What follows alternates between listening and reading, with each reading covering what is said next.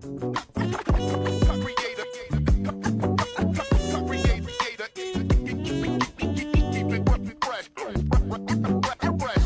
everybody, welcome back to the HIT.OR.DIE podcast with your hosts Jake Saldati and Chad Rothford on this beautiful Monday. The weather. Can you figure it out? I mean, at least it's not raining. I mean, I'll take it. I'll take the cooler. I'd rather be cooler than hot. Yeah. Because I know the heat is coming. I'm just, I mean, just up, down. Yesterday was kind of warm. This week's going to be super nice. I'll take it. It is a beautiful Monday, though. So. Yeah, it is. You know, when your alma mater goes 3-0 as a 4 seed and should have been a 2 seed. And it took 32 seconds to, I don't even know how long it was. But no, hey, we'll get into it. But congrats. Before we do, you called it, saying DBU needed to lose to Washington, which happened. And then ORU has Oklahoma State's number. And that happened. They took them down. They took down DBU. Mm-hmm. And they are now headed to Oregon, maybe? Right? You said the Emeralds have a game. They use Oregon's facility. Yeah, just, you know, Oregon's 37-20 something, and ORU's 49 now, 50. 49-11. I mean, I think ORU should get the seed, but they won't. I mean, there are a couple Valley natives on this Oregon roster. So congrats to those guys. And listen, there's kids from the Valley that are on rosters that are throughout the country playing. You know, Riley Cooper's pitching today for LSU.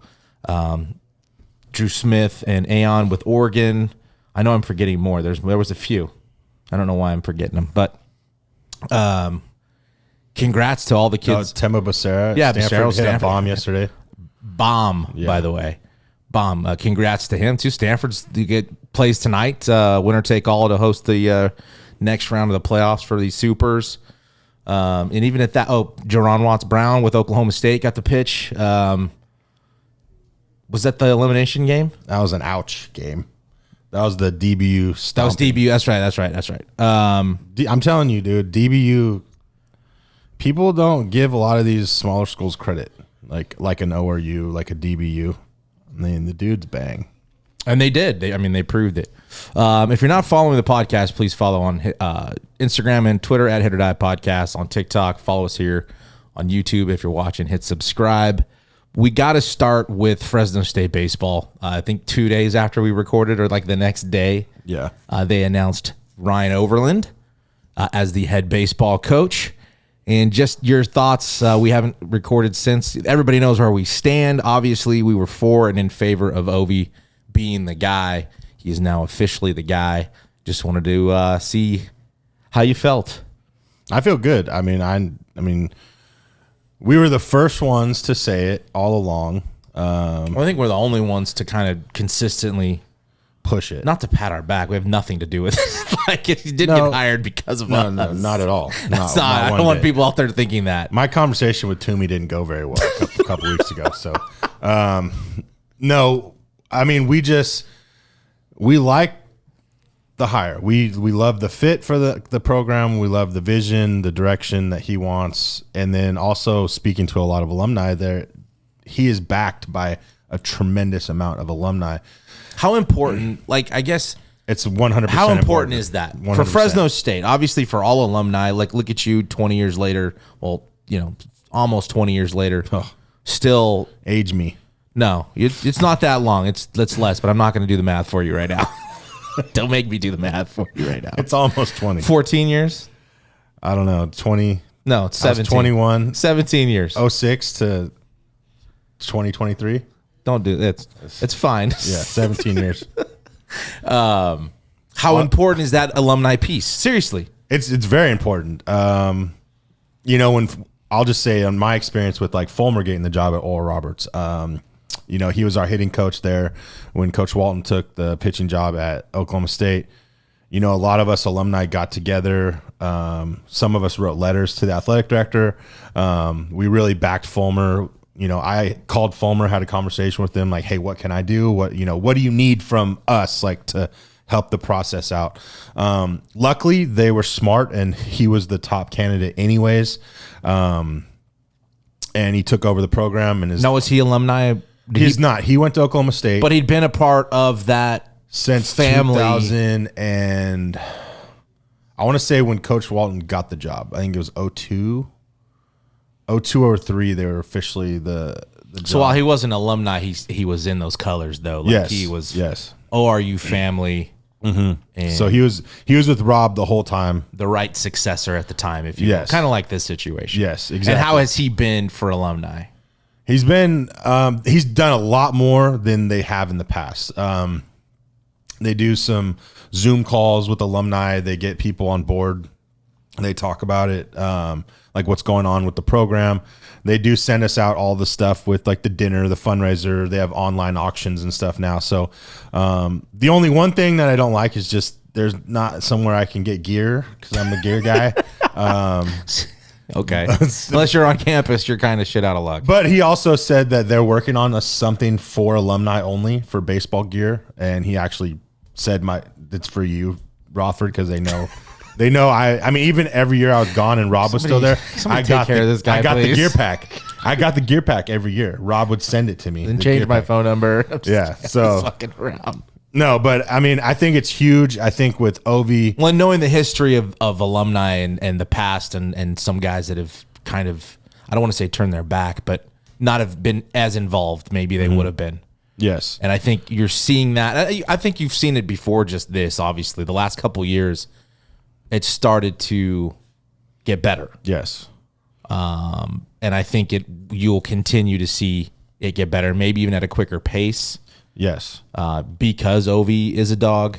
The other thing that I was thinking about is, now that it's official, other ways to help, right? Other ways to help this program go further and achieve the things they want to achieve. Well, we first of all will not start a foundation. That's just to. We don't need to. I don't. Yeah. I've just seen some people starting foundations for I'm unaware. It's a hoax. Yeah, I have no idea. I don't really. I think that what we can do is stay more involved, but I really think it's going to come down to the alumni. And I want to talk to players, kids, recruits. Like you talking to Jack Anchor and Murph.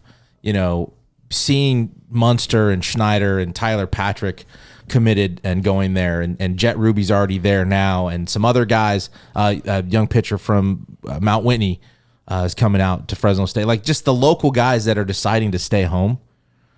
How do we increase that number? You know what I mean? How do we keep more guys at home? Because listen, it's hard to turn your backs to Oregon's, to Stanford's. I get it. I'm not. I totally get it. And those opportunities are, that's what you work for. Mm-hmm. So I understand that too. I guess it's that, can you achieve those same things in a dog's uni? You know what I mean? Like, how do we keep them here? Facilities. I've been saying it since that whole Elevate thing came out. And I think you're going to start seeing something.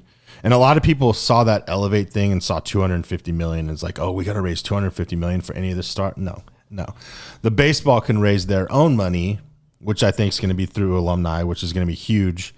And people are probably like, well, he was the interim. Why didn't the alumni come out then? Well, he wasn't the head coach. So I think a lot of the alumni was waiting for it to be official to then start. Now, money, you're going to see money come in. You're probably going to see upgrades to the facilities. Because Ovi gets it. He knows how hard it is to recruit. A lot of those facilities are the same. That we've said it before when Bennett was there. There's hasn't been a lot of upgrades to things. Yeah, you can paint something and make it look newer, but you know what I mean? They need better facilities for the players. And I think we will probably see that happen here in the next couple years. Now, again, I don't even know how long the contract is for Ovi. I haven't heard anything. I've heard things, but I'm not going to repeat them because I don't know if they're true or not. And talking to Ovi, yeah, I have questions, but it's not for me to put out there just yet. So, and listen, we always go back to fit, right? For a lot of guys, it's fit. And with the transfer portal, you're seeing maybe the lack thereof So maybe fit doesn't matter anymore. Fit doesn't matter anymore. It used to just a couple of years ago, and it doesn't seem that fit matters anymore because you can just fucking come and go as you please. What's the shiniest place that I can commit to or go to rather than... And you got to play in the portal now. I mean... You kind of have to. This portal has been ridiculous. But you can't not look at it. Well, no. As a coach's standpoint, yeah, you have to look at it. I'm talking about as a player standpoint. I'm seeing these people go in the portal, and it's like 3 years of eligibility, and I'll go look their numbers up. They've had like 170. Like, what coach is going to look at you and be like, you know what, 170 could help me out? Like, your strikeout percentage. You didn't play at this school, so what makes you think you're good enough to play at this school? Like, why wouldn't you want to go back and compete for a job in the fall? Like, I just don't. I get coaches changes. I get stuff like that where you might leave.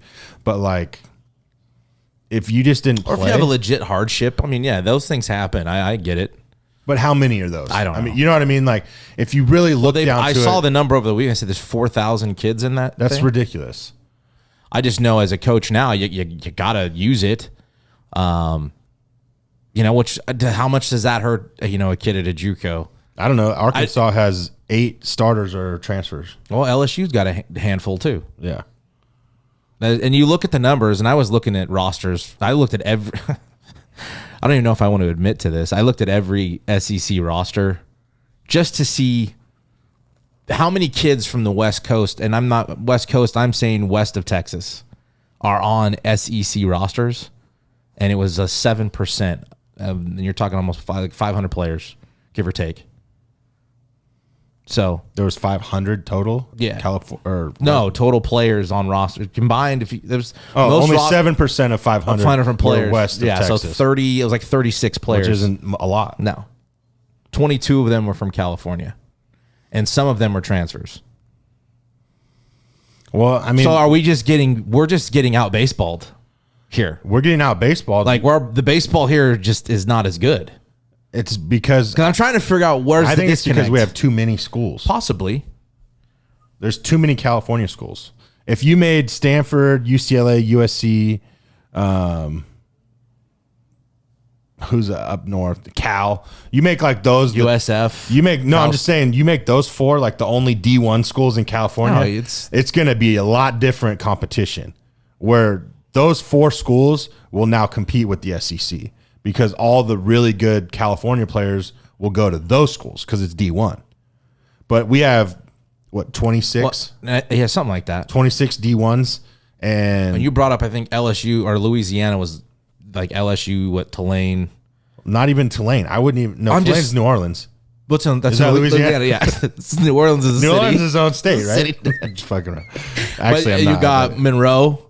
But who are Raging Cade? But you're not going there. You have a handful. But you're not going there if you're like a top guy. I'm just saying you have like Fullerton's been competitive. Long Beach's been competitive. Cal Poly's been competitive. Irvine, Pepperdine. Right. I mean, you have all these schools that have been competitive. You don't look at Monroe and think, yes, that's a competitive school.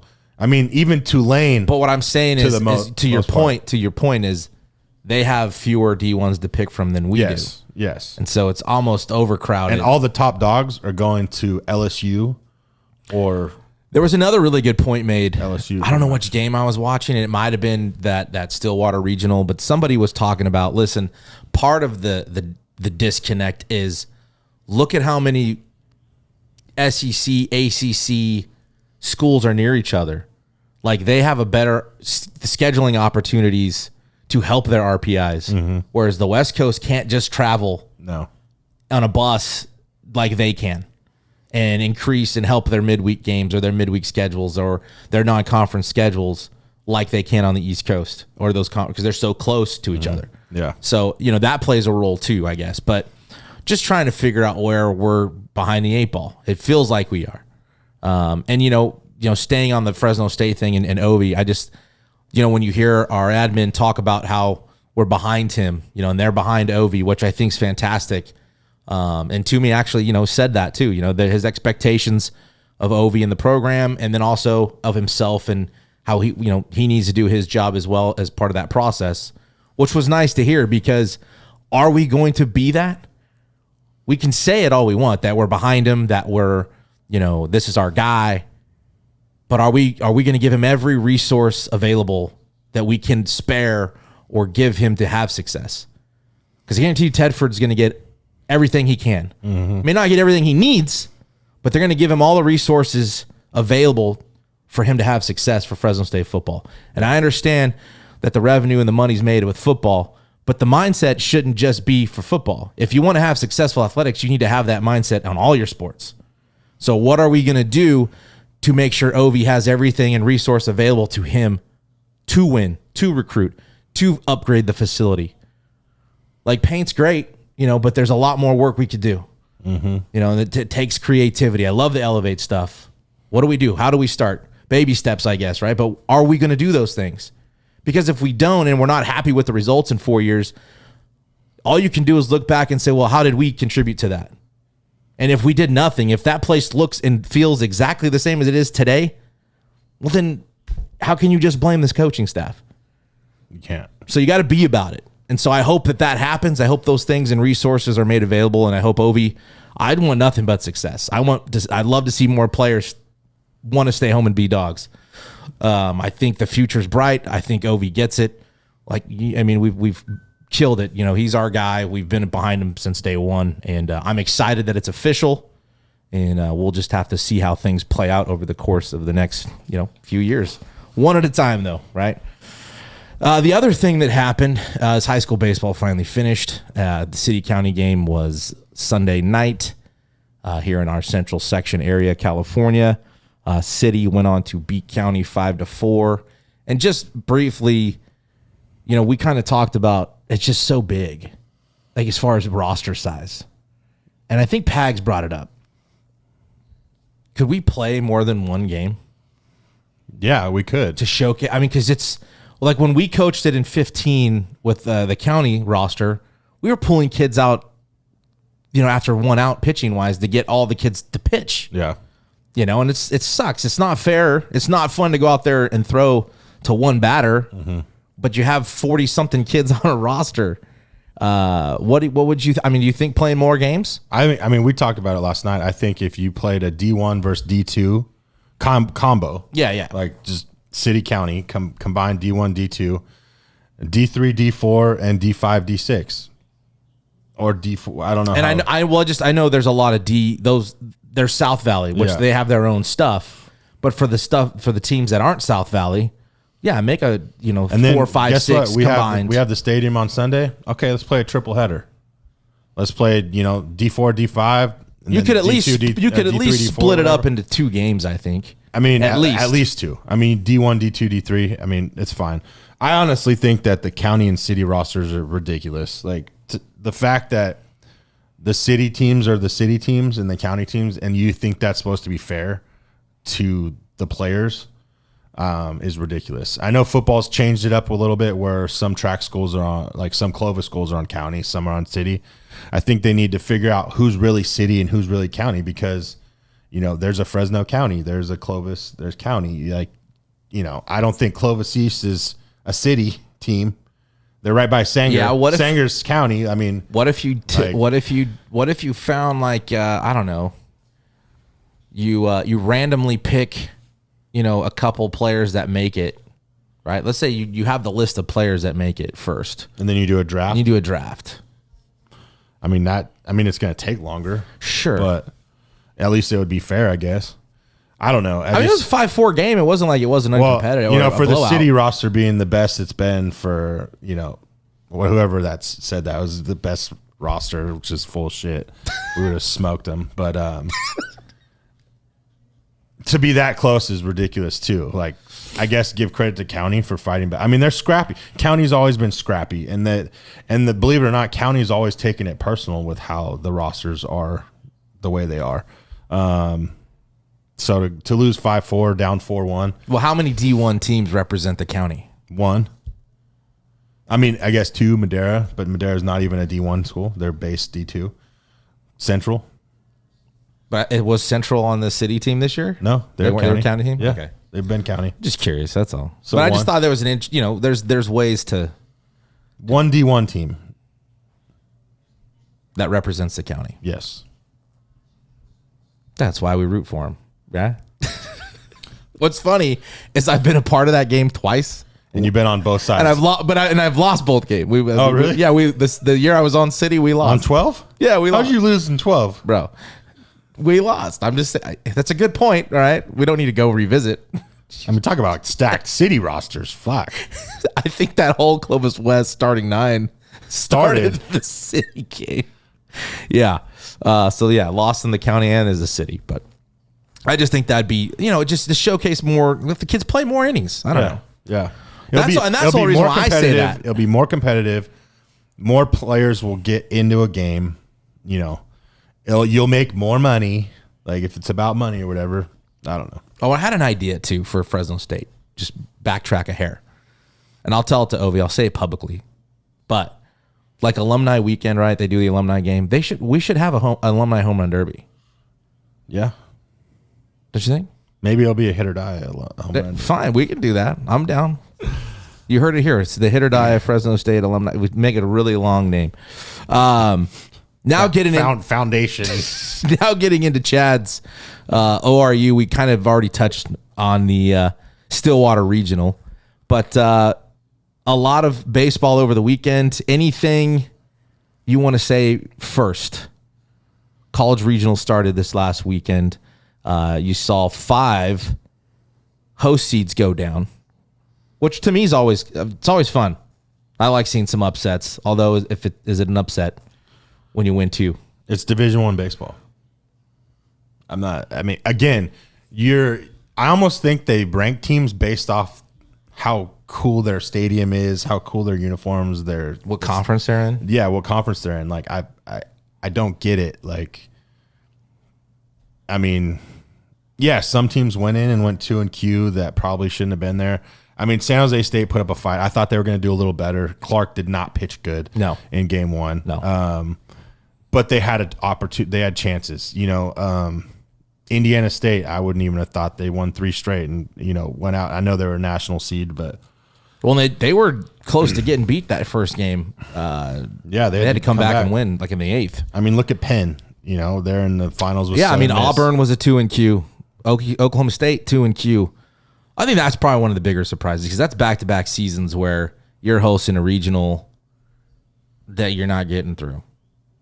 And I know they've been to Omaha recently, and I know Coach Walton's a close friend of yours, and your coach. To me, that one was probably the most surprising. I think because you picked them. I did, and I was wrong. You were right. Hey, you nailed the whole regional. I see everything that happened. I was scared when DBU beat Washington. I'm surprised. I haven't seen that clip on social media yet. Which one? With you calling it as it happened. Before it happened. What do you mean? You should have taken the clip from our episode and put it out there and say, see? I should have. See? But I didn't have to because I already know I'm right. And I won lunch from somebody. Shout out Dustin Silva. You were wrong. Host seeds that went down. Clemson was a number 4 national seed, went down. Tennessee moved on out of that regional.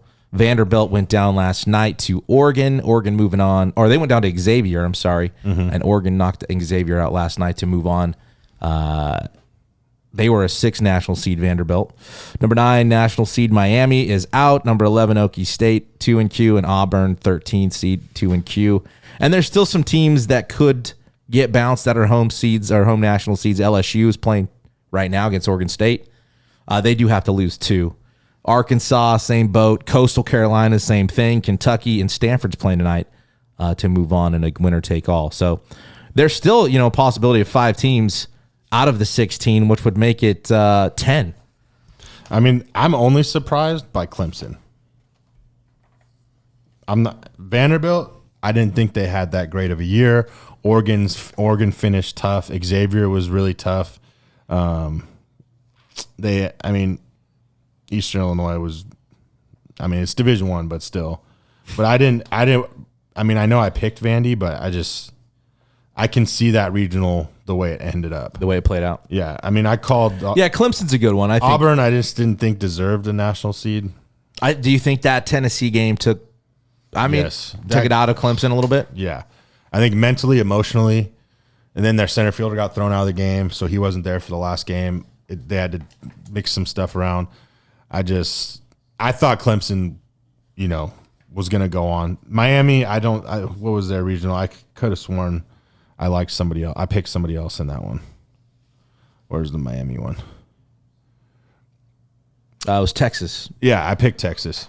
So then Texas won it. So I was. And I think if the winner of Stanford, Texas, A&M, they're playing Texas, right? Mm-hmm. Yeah. So you could have a And Texas I had A&M. That would be a fun regional. I think that would be Texas is. Are they both 2 seeds?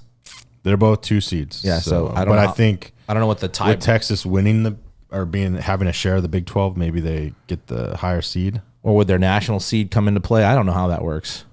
Yeah, I don't either. Like I said, I'll be interested to see how it works with Oregon and ORU, where they're going to play that. Yeah, so Oregon, do we say that on We here? talked about it at the beginning. Not here, though. Oh, we did? Right now, At Eugene? Yeah. Eugene's playing? The Emeralds, right, Yeah. they share a ballpark. They share a ballpark. So they're playing there. So we'll see. I mean, it's not going to happen. There's no way they're going to give ORU the national seed for that.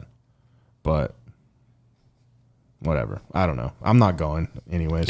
So which I think is crazy. There's only anybody got I'll ask right now. Hey, anybody listening, you got an Private extra jet? $1,500 to send me so I can go watch the Super Regional in Oregon? I think Imagine that. Fresno to Oregon, over $1,000 for me and my kid. I think the only set super right now is Wake Forest, Alabama, Oregon, and Oral Roberts, which we don't know about yet. Where was the Auburn Regional? Why am I missing it? Where was it? Where is it? Oh, Penn and Southern Miss. That's right. I had Southern And Miss speaking win of that one. Penn, so Penn had an extra inning game against Southern Miss the other night.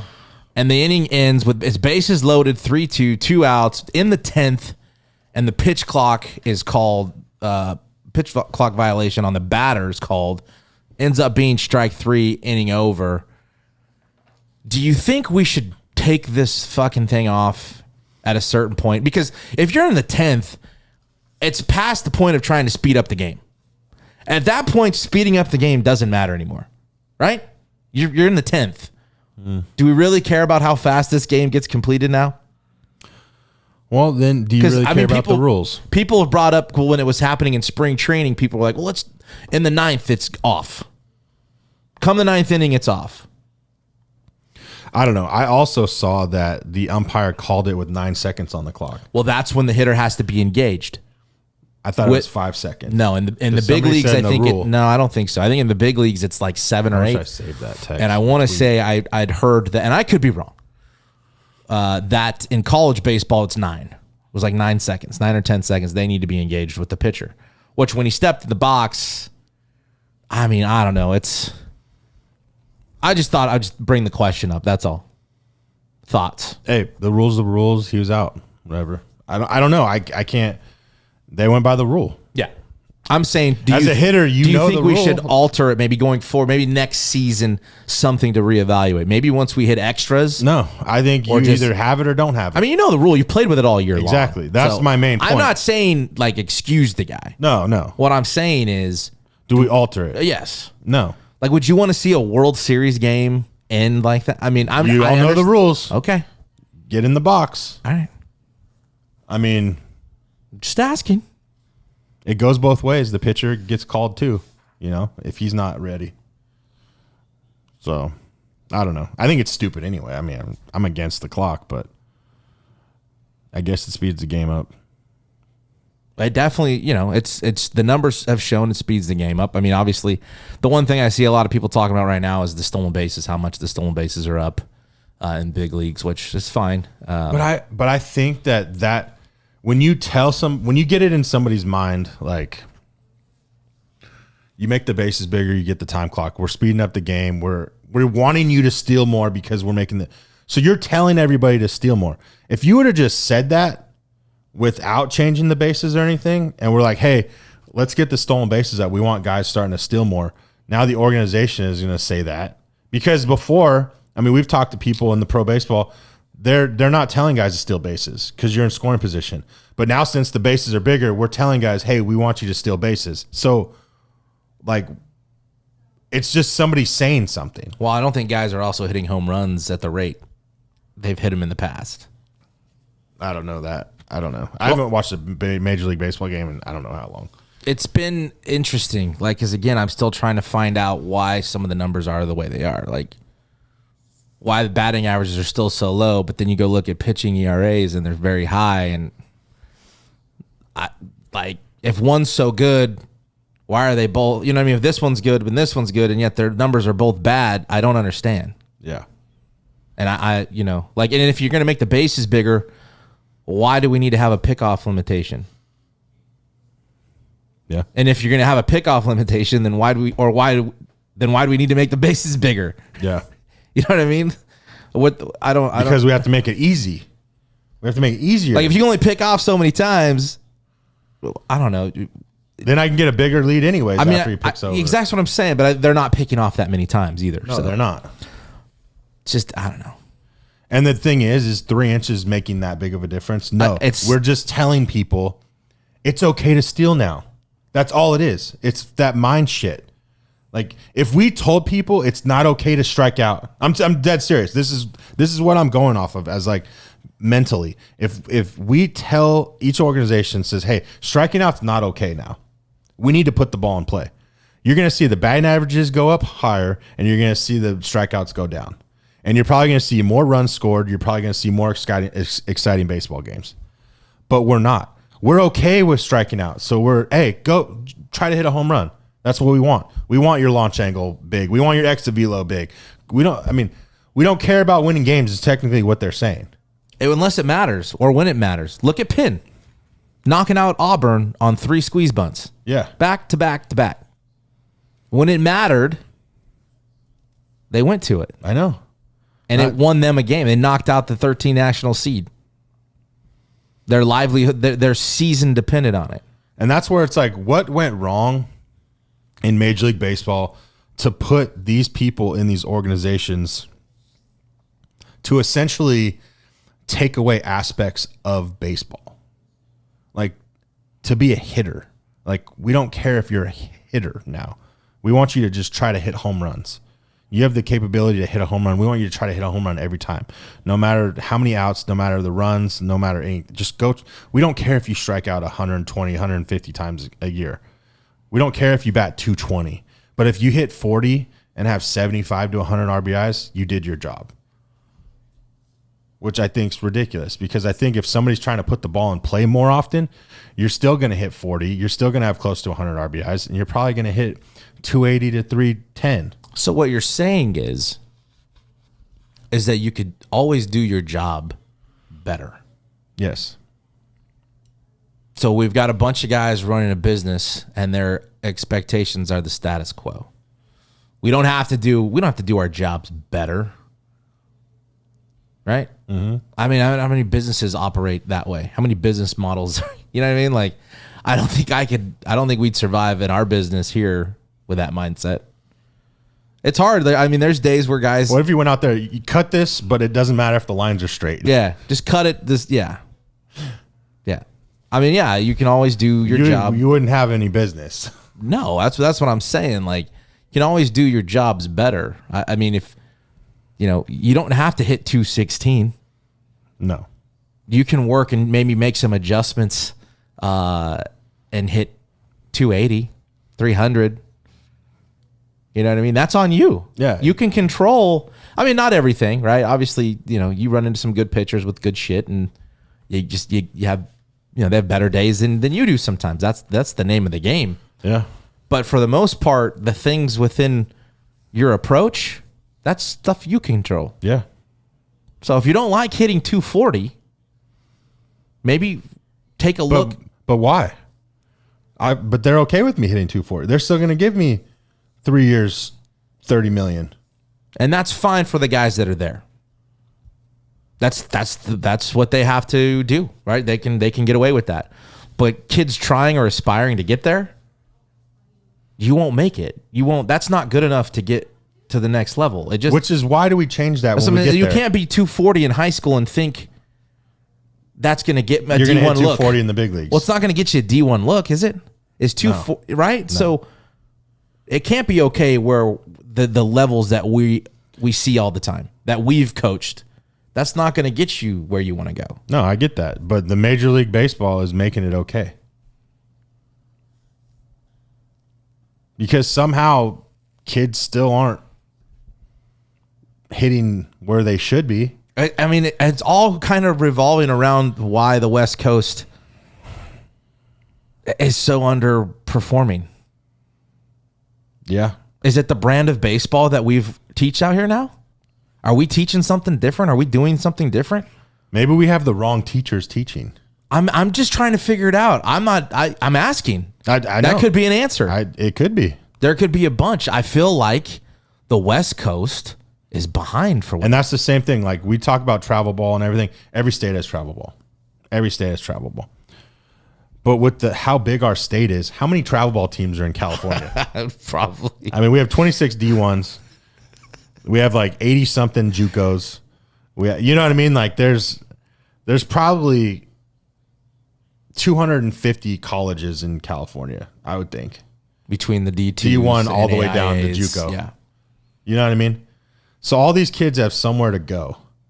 But travel ball wise, we probably have more than 250 travel ball teams. I mean, there's probably 50 in Fresno and Clovis. And we're saying that all of them are elite. Are D1 prospects. Yeah. I don't know. I'm just trying to figure out why. I'm saying all the other smaller states, they probably have 2 or 3 legit travel ball teams that the state, because you can drive. Could be. You can drive from one side of the state to the other. So they're going to probably play for one travel ball organization. Well, that's why I looked at the rosters, because we said on the last episode, like if guys aren't staying here, or where are they going?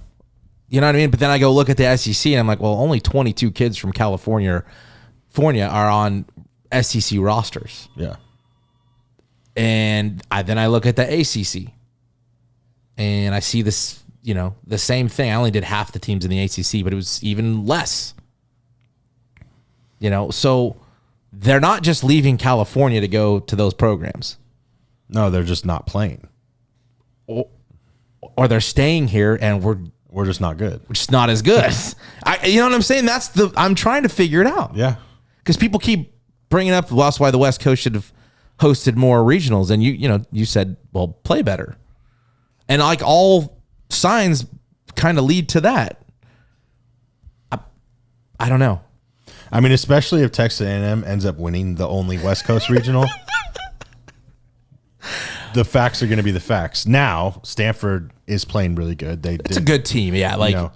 So I don't know what can happen, but still. Like they didn't need to win the Pac-12, right? They were secure. They didn't win the Pac-12. I know what I'm saying. They didn't have to. Yeah, it was kind of like handed to them. Yeah, or like a Vanderbilt probably didn't have to win. Yeah, the SEC. Well, they didn't. But ORU's got to win there. They have to. You know what I'm saying? Isn't that crazy? Like, what if ORU lost one game in the tournament, and they were like 45-12, and they didn't make the tournament because of that? But then they just rolled through Oklahoma State, Washington. So Big 12, Pac-12, and then DBU, which where they? I don't even know what they're in now. I don't know what league that is. I don't know what league they're in. It's not that Summit League, is it? No, they're not. That's ORU. Is that ORU? Yeah. What's the? They're either in the Mid Valley or they're in the Conference USA. I have no idea. I don't either. But still, they went and played a Pac-12, Big 12, beat them. But if they lost one game in the tournament, they weren't in. Like that's what's crazy in the conference tournament. And they won the second most games in the country. And I get the conference is terrible. I get that. They went 23-1. I get that.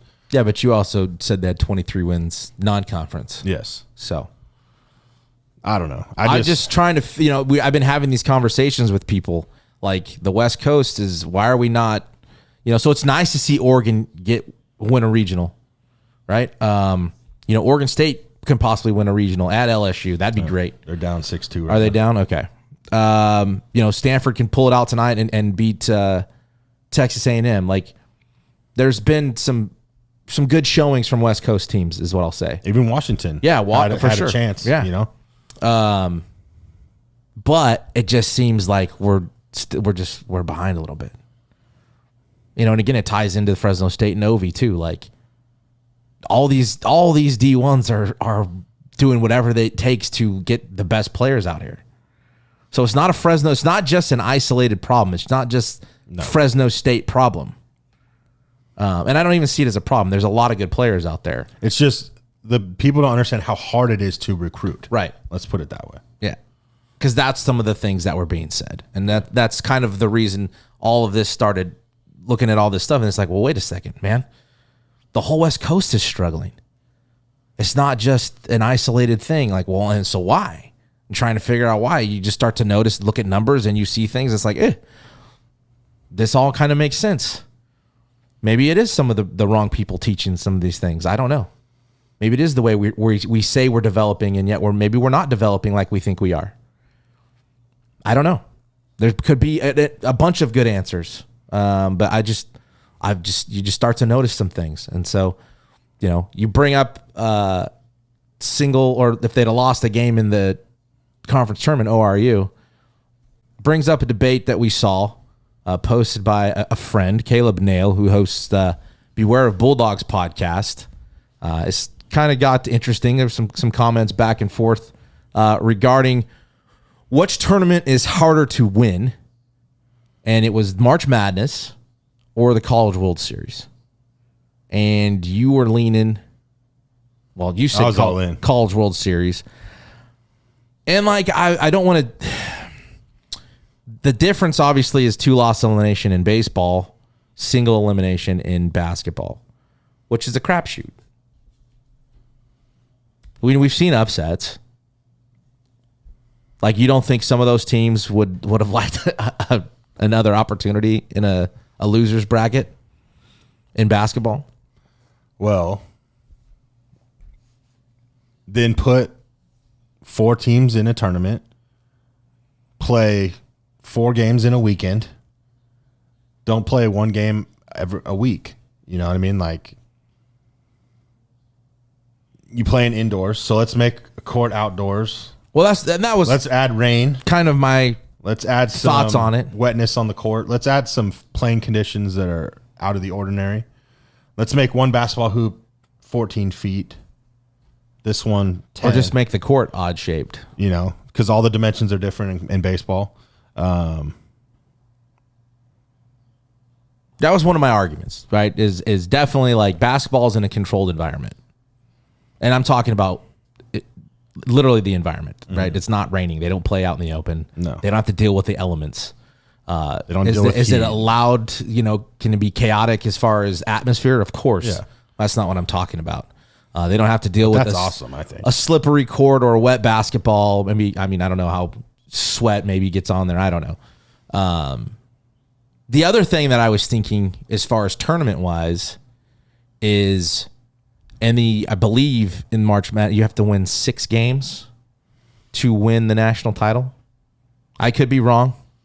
Well, you got 64 to Sweet 16 to 8, Final 4, and then championship. So 5.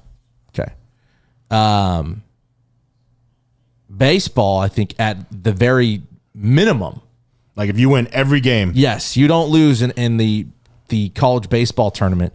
I think it's 10 games. So 3 in regionals. Yes. 2 in a super, which is 5. And then you got to win your 2 group round. And then the loser's bracket would be a 3rd, and then 2 out of 3 for this national title. That's 10 games. Yeah. So you got to win more games for college baseball to win the national championship. Granted, you have a little safety net in a 2-loss tournament. I just still think baseball's harder. I don't think the 1 loss outweighs the other things baseball has to face. How many had rain delays? Now you have a soggy field. Mm-hmm. Like, that's what I'm saying. There's differences. There's more elements. Variables. Like, yeah. You know what I mean? I don't know. That was my take on it. But then it got kind of expanded into what sport is tougher, or what we kind of took it a different route. Was it what better athletes, or we just started talking about? It was like anybody can swing a bat. Right. Like, yeah. You said anybody can shoot a hoop basket. Anybody can shoot a basketball. But I mean, like, are you talking an unguarded, just from the free throw, shoot a basketball? Yeah. Okay. But then, okay. So do you think anybody could hit a 40-mile-an-hour BP fastball? I don't think. Do you think more people could make the free throw or hit the BP fastball? A free throw. Because I think basketball players are stupid athletic. I said that on Twitter. Yeah, I'm not taking away the athleticism. To be that big. I've also seen basketball players in a cage off of a tee, and it's bad. Like they don't even know how to swing a bat. Like, that's the thing. People don't even know how to swing. Like, growing up, look at your kids when you have to teach them how to swing. They don't even know what they're doing to swing a bat. And listen, this is all a matter of opinion too, by the way. Oh, yeah. Just people are like, nobody's saying there's a right or wrong answer. Because I don't think there is. I mean, you have your opinion, and that's it. I'm not trying to change minds, but I'm also trying to, like, expose people to some different ideas. Like, one of them last night was, shooting a basketball, and I just thought, well, if you put Ohtani, Trout, Judge, Stanton, I mean, what, 6'8"? What's Stanton, 6'4", 6'5"? I mean, Matt Olson's 6'5". Tatis is 6'3". Bryce Harper 6'3". They can't, though. You put 5 guys together, they can't score baskets against 5 professionals. Well, you don't think they can guard them either? Now take the best 5 basketball players in the NBA and have them face Max Scherzer or Ohtani. Legit. Are they going to get a hit? No. No hitters? No shot. There's no shot. They going to score any runs? Nope. But I bet those 5 baseball players could at least put up a couple baskets. They're not going to win. I don't think they're not going to beat NBA players, but they'll probably score a few baskets in there. Yeah. But there's no way I would all day put my money on a major league pitcher to own or throw a ball from outfield to home plate and let's see what it looks like. You know what I'm saying? Go field me a ground ball at shortstop and throw to first. Yeah. Like, and also in baseball, there's no like. Why don't you catch? Why don't you get back there and catch Ohtani? Go catch Ohtani. Go catch a slider. Because then, I mean, I'm not trying to hate on basketball players, but like, it's a different skill set. And it's a different endurance, too. Those guys are going up and down the court all day long, where baseball, there's a lot of stand-down time. There's not. But it's also a 162-game season. Mm-hmm. It's a different kind of endurance. And they're playing every day. Yes. So, again, I'm not trying to knock basketball. Because for the longest time, I was like, man, basketball players could be like some of the best athletes out of all sports. I mean, to be that big and to do some of the things they do is pretty freakish. Mm-hmm. So I don't want to that's why I'm not, make sure people understand that. But I just feel like baseball, to swing a bat, to throw a ball, and to catch a ball is pretty hard. Agreed.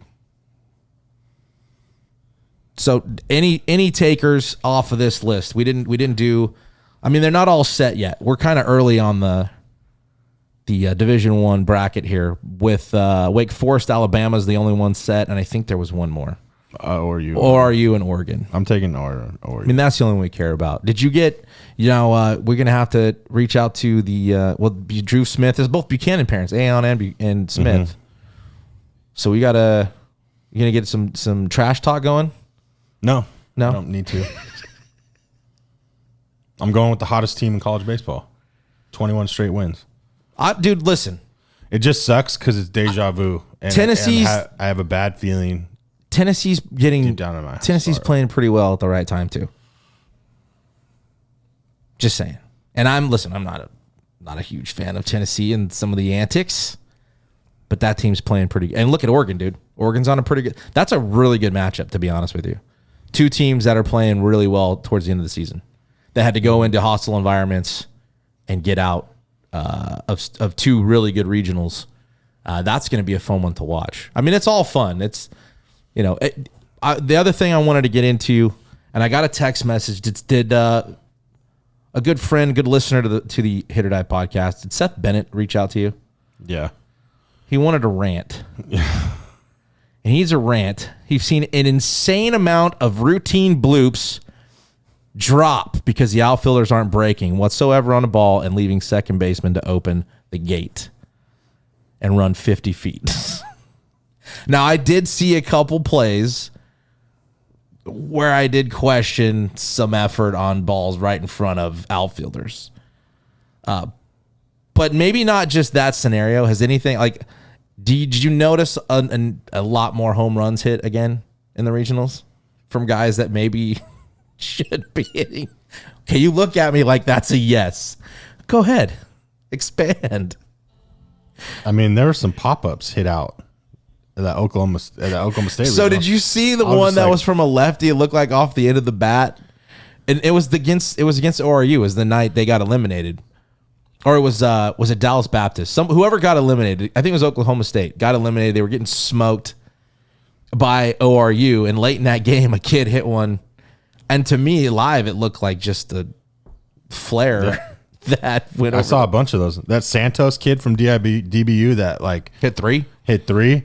All three were oppo, and like they literally looked like they were off the end of the bat, and they went out.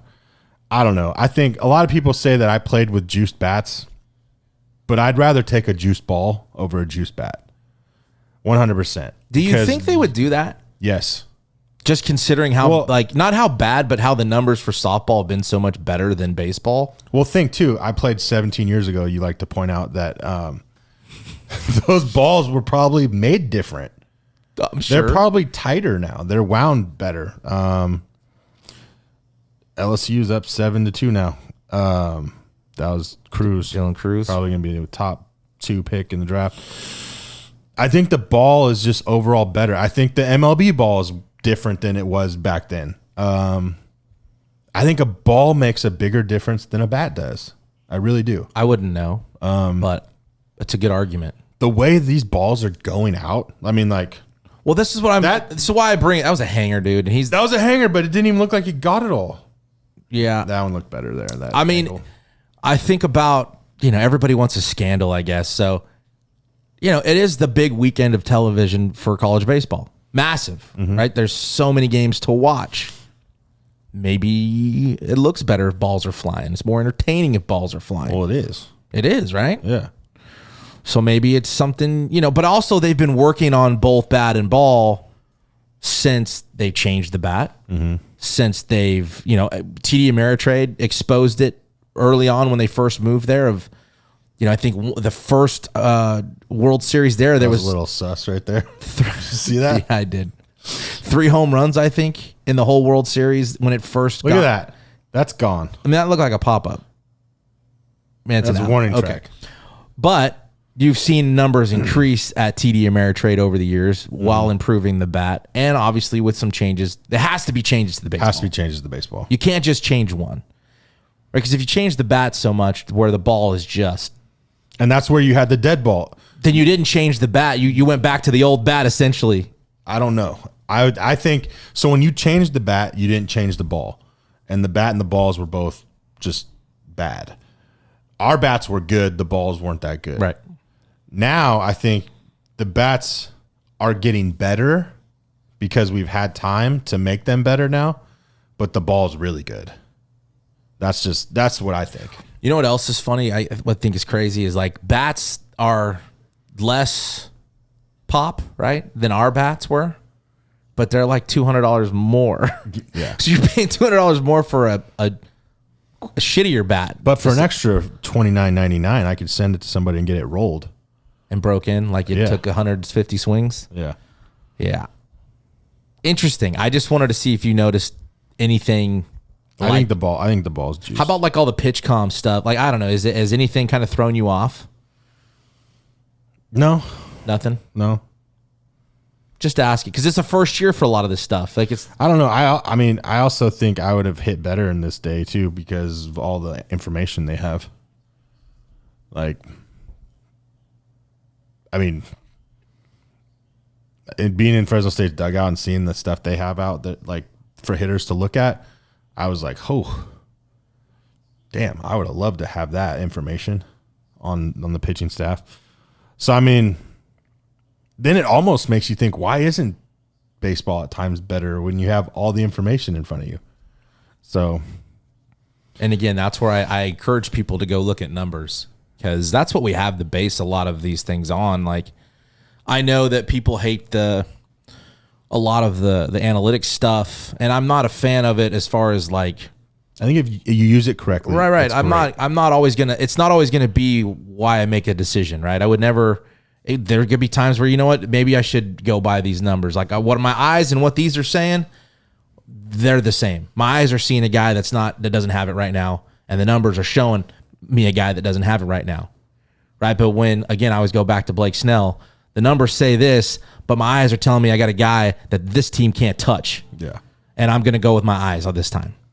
See, and that's where I think too, when I was looking at that stuff, that's the analytics stuff that I like. Like, I want to know the hot zones. I want to know the percentages of him throwing his fastball 0-0 to 1-0 to 2-0 to 0-2 and like his curveball. I want to know that stuff. I want to know the percentages he has. So when I go to the plate and I'm in a certain count, I have a percentage in my head of how much he throws that pitch. Now, whether or not his fastball's on or his curveball's on, that could change, but at least I'm going up to the plate with a really good percentage because there's been 1,000 pitches that they got, and he throws it 70% of the time. It's like knowing what a team likes to do on third down. Exactly, and I love that part of the analytics. Now, but it still involves you being on look time. At his spin rate? Do you think I care about the guy's spin rate? Now that's too much. Exactly. So does he have a good curveball that he likes throwing 70% of the time in an 0-2 count? That's all I need to know, that I'm going to see a curveball. Do I need to know that he has 2,500 RPMs on his spin rate, over 1,500 RPMs? That means nothing to me. I'm just looking for a curveball 0-2. It just means it's a nastier pitch. Great, but I'm seeing spin anyways. Well, and so, it may not spin the same when he throws it to you this exactly. time. And that's where it's like, if I'm a pitcher, do I really care what the guy's exit velo is? No, I want to know that his hot zones are middle in.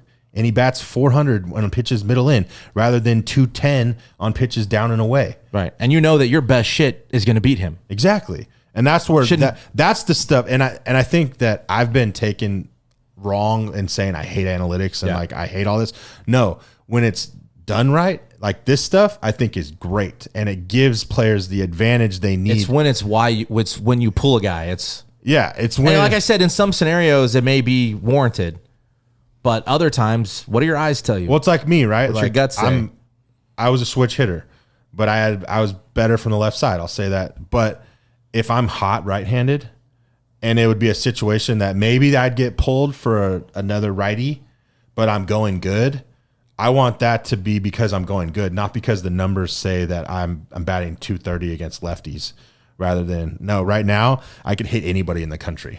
You know what I mean? Well, and a coach may base his decision on, listen, we could flip Chad around to the right side right here, but in the last 3 weeks he's hitting 400 from the right side, and he's hitting 210 from the left. Maybe we just keep this matchup the way it is. Yeah, I mean, that's where you got to go off field. Yeah, like you said with Snell, like, yeah, the numbers say what they say, but and I get it. I know that they manage that way. That's the way they do things, and it worked all year long.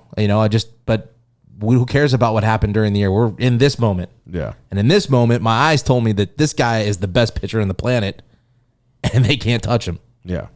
And we've said it 1,000 times. Once you get to that bullpen or that guy that's owning you and you get him out, it's almost a relief. It's even better for you. Yeah, mentally you're a new guy where you've just been owned for 5 innings, 6 innings. So I wanted to see with the new changes, some of the things that they're doing now. If there's anything else that picked your brain off or that you saw that bugged you. It was a fun weekend.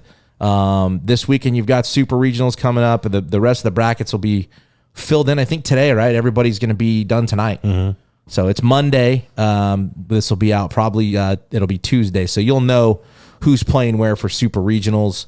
And all the sites, and we'll just post our picks later. Yeah, we'll do it later. But it'll be another fun weekend this weekend of college baseball. Again, congrats to all the high school seniors that just finished up their careers and did city county. Also, teams that qualified for the state regional and state championships. I don't think any of them made it through to the final game Saturday. But again, congrats to all the teams that section title winners, and good luck to all the kids moving on to continue to play. Whether it be JUCO, NAIA, D2, FPU, Fresno State. Good luck to all you guys. And again, we thank you, everybody who listens, downloads, supports what we do, whether you're in Fresno, Sacramento, another part of the world. Again, we just thank you guys. It's another episode of the Hit or Die podcast. Hit or Die.